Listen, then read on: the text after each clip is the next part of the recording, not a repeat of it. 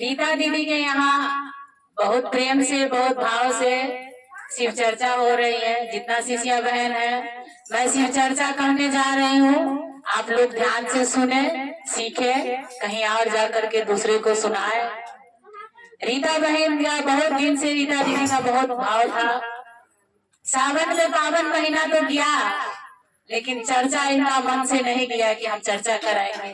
बाबा तो हर घर में आते हैं, रोज आते हैं, सावन हो या भादो हो, आसिन हो या कार्तिक हो। बाबा तो जगत के बाबा है, जगत के गुरु है।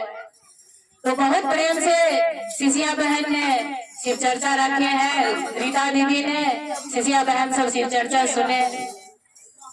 एक गांव में ना एक महिला थी। वो महिला को ना बाल बच्चा नहीं होती थी, वो बांझ थी। तो रोज जाते थे शिव गुरु का पास में और शिवलिंग को पकड़ के रोते थे कि बाबा दुनिया में तो लाए, लेकिन आधी अधूरी औरत क्यों बनाए? हम तो आधी अधूरी है। हमको तो आदमी अगल बगल पड़ोसी का ताना मारता है कि हमारा शकल दूसरे आदमी देखता है तो उसका जतरा खराब हो जाता है।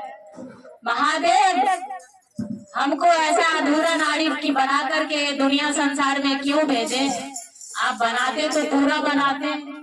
रोज जाते हैं और रोज वहां से इतना अनुरोध करके महादेव से आते हैं।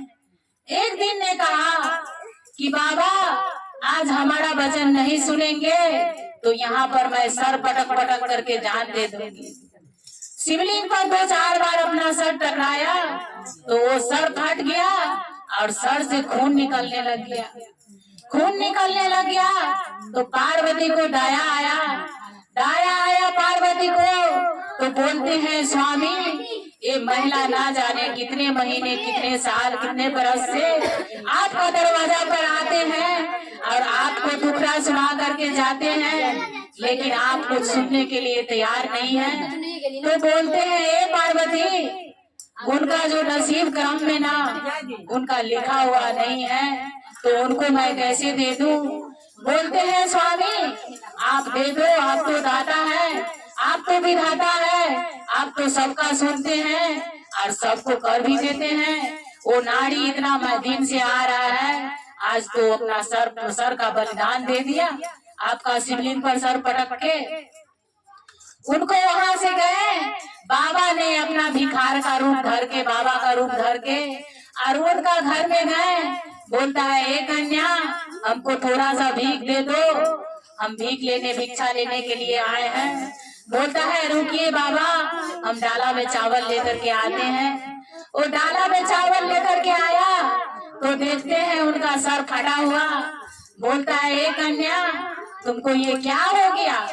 बोलता है बाबा हम बाथरूम में नहा रहे थे ना तो हमारा पाँव फिसल गया। बोलते हैं देखो कन्या, झूठ मत बोलो। इतना सुन करके कन्या ने बाबा का चरण में लपट गया और बोलते हैं बाबा आप कैसे जानते हो कि हम झूठ बोलते हैं? तो बोलते हैं जाओ तुमको सुंदर सा पुत्र होगा, जाओ तुमका सुंदर से पुत्र होगा 9 महीने के बाद। जब पेट में जब बच्चा उनका था तो बच्चा रोज अनुरोध करते हैं अपने गुरु से कि ए गुरु, हमारा तो मैया का कोख में दम घुटता है, हमको ये धरती पर कब लाओगे? कब हमको संसार में धरती पर लाओगे? हमारा मैया जो खाना खाती है ना तो हमारा शरीर गंदगी से डूब जाता है। हम गंदगी बर्दाश्त नहीं करते हैं, हमको बहुत कष्ट होता है। ए गुरु, हमको धरती पर कब लाओगे? हमको धरती पर निकालो। हम धरती पर आएंगे ना तो सूत उठ करके आपका पहला नाम लेंगे, आपका भजन करेंगे, आपका नाम लेकर के बिना नाम लेने आपका नहीं सोएंगे। आप हमको धरती पर कब लाओगे? रोज उनसे अनुरोध करता है। हमारा मैया जो पानी पीता है ना तो हम समुद्र में डूब जाते हैं। गुरु हमको धरती पर लाओ। जब 9 महीना का बाद जब बच्चा जन्म लेता है, अगर हकीकत में भी बच्चा जन्म लेता है तो पहला सवाल बच्चा का क्या होता है? कहाँ कहाँ कहाँ कहाँ बोला? हम तो नहीं बोला।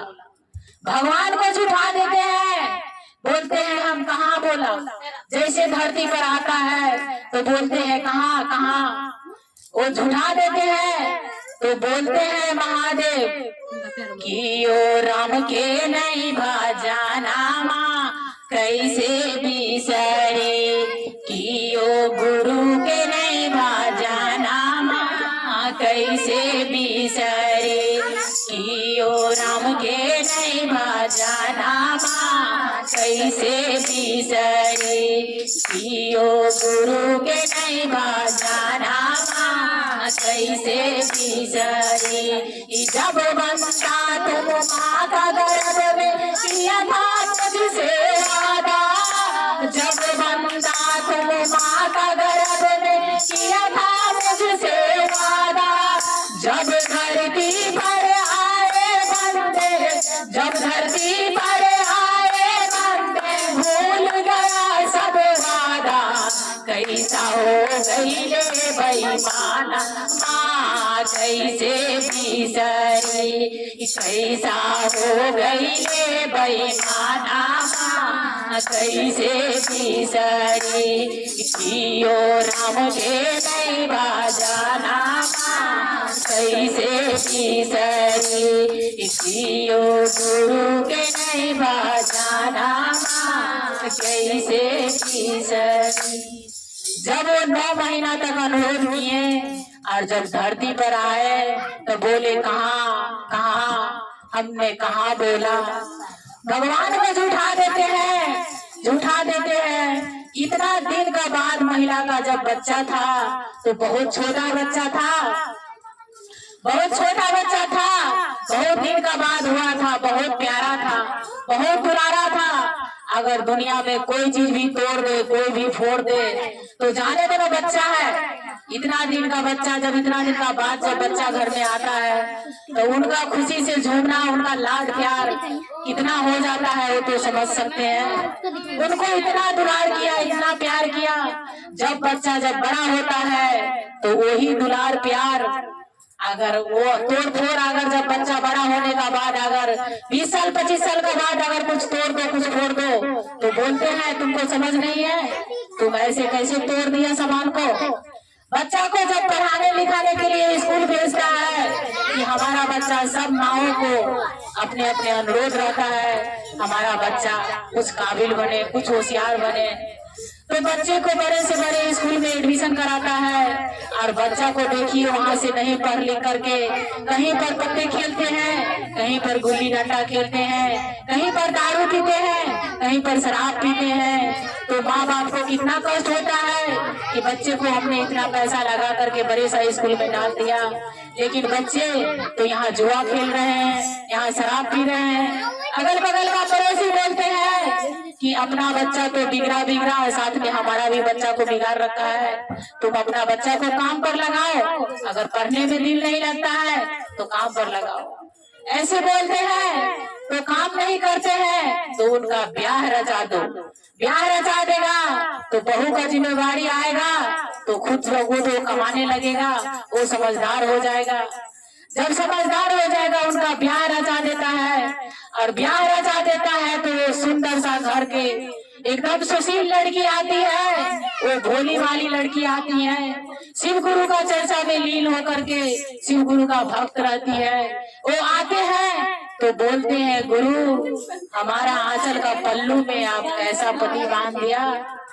तो बोलते हैं महादेव कि देखो सती का गति होता है, अगर तुम्हारा पास में इतना क्षमता है कि तुम इनको सुधार लोगी और दूसरे के पास में अगर इनको अगर दे दे तो वो जहर खिला करके मार देगा या खुद मर जाएगा। तुम्हारा पास में इतना शक्ति है कि तुम उनको कंट्रोल कर सकती हो। तो वो बहुत प्यारी लड़की थी, बहुत अच्छी थी, बहुत समझदार थी। वो अपना घर में जतन करते करते वो 2 किलो का 4 किलो घर में दौलत बनाई, और बनाते बनाते जब उनका संसार बचने लग गया, 1-2 बच्चा होने लग गया, तो बोलते हैं ब्याह जब रचा देते हैं तो माँ बाप का जिम्मेवारी कम हो जाता है। ब्याह करते हैं, एक इकलौता पुत्र है, अगर ब्याह रचाते हैं तो टोला मोहल्ला में कितना समाज में खुश रहता है। हमारा बेटा का शादी है, जरूर आइएगा। हमारा बेटा का एक ही टूटू बेटा है, बहुत धूम धड़का से शादी करते हैं। तो बोलते हैं धूमधाम से ब्याह रचाए पान के सरिया जामा, धूमधाम से ब्याह रचाए पान के सरिया जामा।